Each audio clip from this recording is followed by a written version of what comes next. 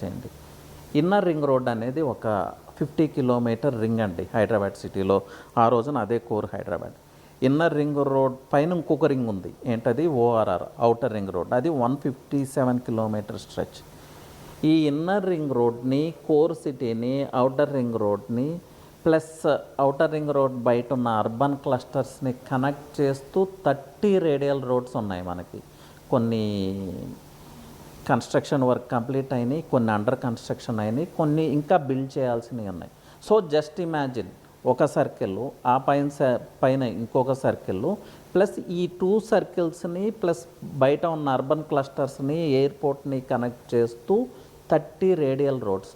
ఎలా ఉంటుందంటే spider web చూస్తే ఎలా ఉంటుంది, అలా ఉంటుంది మన road network. Web of roads అండి.